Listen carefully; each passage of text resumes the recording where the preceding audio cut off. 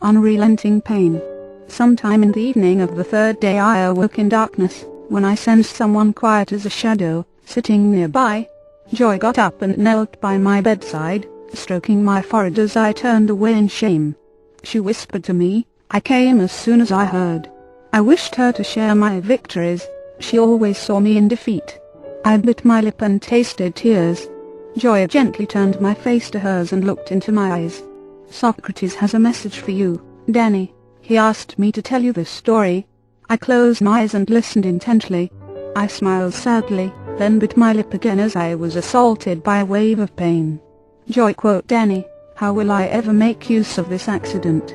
Everything has a purpose, a purpose, a purpose," she repeated, whispering in my ear. Eyes, and added, apostrophe, "Now rest, Danny, rest." She slipped out behind the entering nurse. "Don't go, Joy," I muttered and fell into a deep sleep, remembering nothing more. Friends visited and my parents came every day, but for most of 21 endless days I lay alone, flat on my back. I watched the white ceiling and meditated for hours, battered by thoughts of melancholy, self-pity, and futile hope. On a Tuesday morning, leaning on new crutches, I stepped out into the bright September sunlight, and hobbled slowly to my parents' car. I'd lost almost 30 pounds, and my pants hung loosely on protruding hip bones. My right leg looked like a stick with a long purple scar down the side. A fresh breeze caressed my face on this rare, smogless day. The wind carried flowered scents I'd forgotten. The chirping of birds in a nearby tree mixed with the sounds of traffic created a symphony for my newly awakened senses. I stayed with my parents for a few days, resting in the hot sun and swimming slowly through the shallow end of the swimming pool, painfully forcing my sutured leg muscles to work. I ate sparingly, yogurt, nuts, cheese, and fresh vegetables. I was beginning to regain my vitality. Friends invited me to stay with them for a few weeks at their home in Santa Monica, 5 blocks from the beach. I accepted, welcoming the chance to spend more time in the open air. Each morning I walked slowly to the warm sand, and, laying my crutches down, sat by the waves. I listened to the gulls and the surf, then closed my eyes and meditated for hours, oblivious to the world around me. Buckley, Socrates, and my past seemed lost in another dimension. Soon I began to exercise, slowly at first, then more intensely, until I was spending hours each day sweating in the hot sun, doing push-ups, sit-ups, curls. I carefully pressed up to handstands, then pumped up and down, again and again, puffing with exertion until every muscle had worked to its limit and my body glistened. Then I would hop one-legged into the shallow surf, and sit dreaming of lofty somersaults until the salt water washed my shining sweat and soaring dreams into the sea. I trained fiercely until my muscles were as hard and defined as a marble statue. I became one of the beach regulars who made the sea and sand their way of life. Malcolm the Masser would sit down on my blanket and tell jokes. Doe, the Rand Corporation think tank would drop by my blanket every day and talk with me about politics and women, mostly women. I had time to consider all that had happened to me since I'd met Socrates. I thought about life and its purposes, death and its mystery. And I remembered my mysterious teacher, his words, his animated expressions. Mostly though, I remembered his laughter. The warmth of the October sun faded into the November clouds.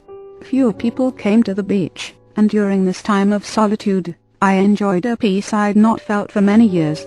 I imagined staying on the beach my whole life, but I knew I'd be going back to school after Christmas. My doctor gave me the results of my x-rays.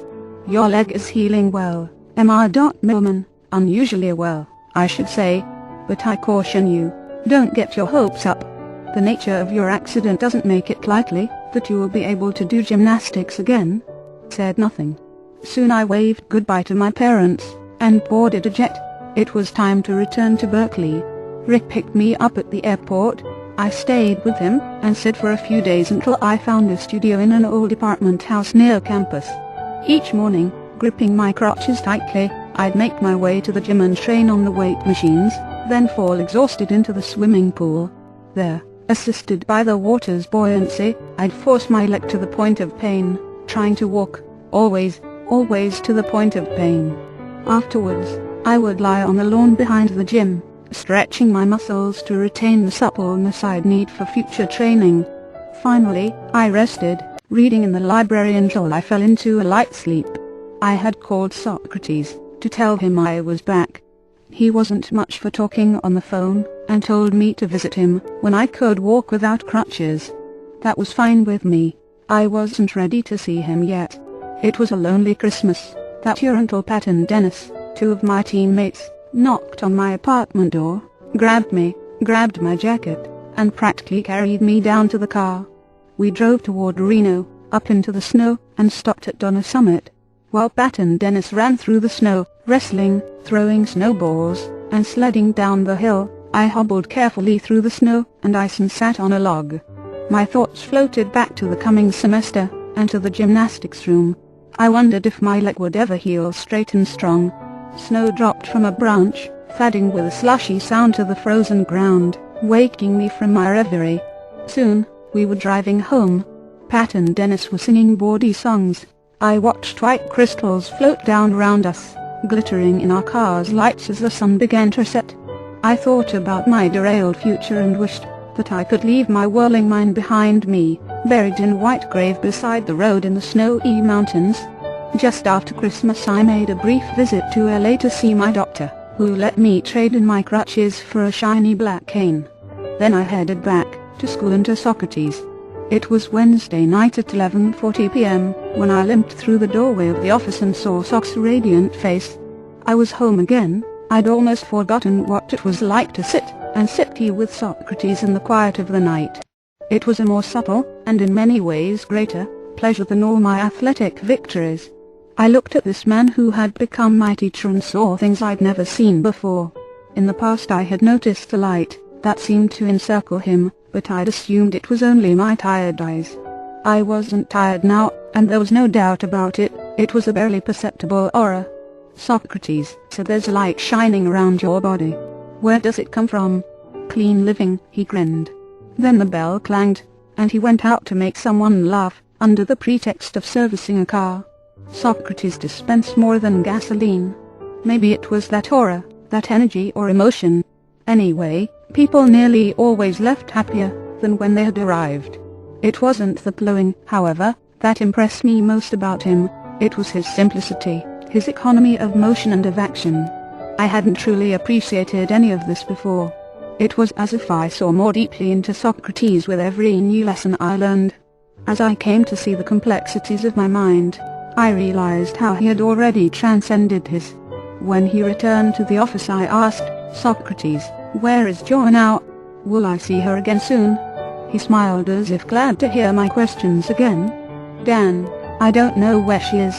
That girl is a mystery to me, always was." I then told Socrates about the accident and its aftermath. He listened quietly and intently, nodding his head.